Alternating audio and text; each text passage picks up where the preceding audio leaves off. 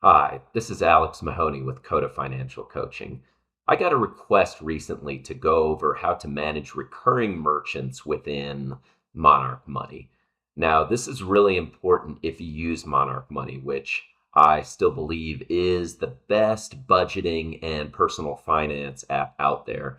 It's really important to identify your recurring merchants because it is easy to sign up for something like a free 7-day trial or a free month, or maybe you just get an HBO subscription for only 1 month and you just want to watch your favorite show and then you want to cancel it. But of course, life happens and you forget about these things, right? And these companies that sell you subscriptions, of course, are counting on this. They're counting on their recurring billing getting lost in the shuffle. So Monarch Money is a great antidote to that, and that you can designate merchants as recurring.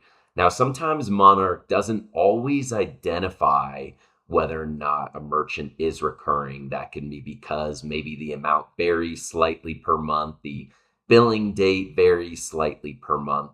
So, really simple though to go and fix this, to go into your transactions and identify a transaction that is recurring. And that way, and this is something you should do every month at least, have it in your checklist, is to review your recurring merchants and make sure there's nothing in there that's coming up that you don't already need. So let's go over how to do this.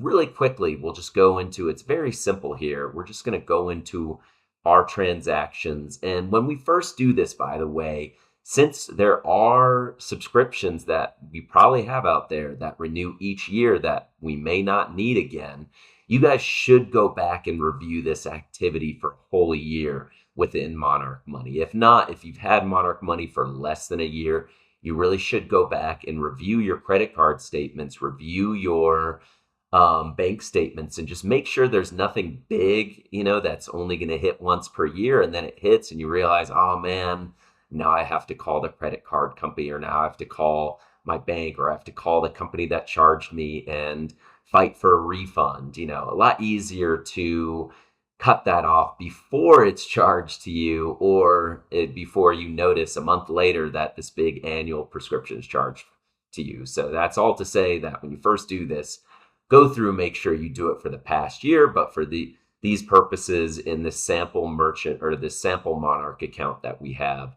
we're just going to review a handful of transactions here. So right here, we can see that we have a merchant, the cable guy.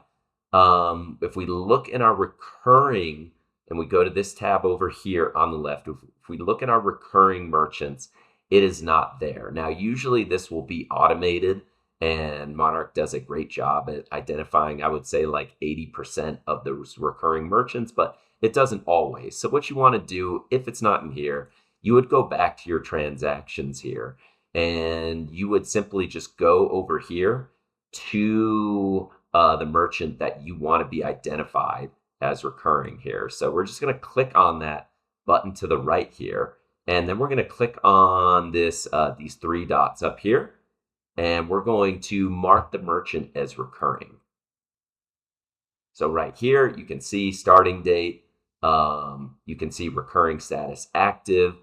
You can also select monthly. So by this, what this is going to do by selecting this and the occurrence, the frequency of the occurrence, you're going to see when you go to recurring transactions, basically a forecast of what's coming up.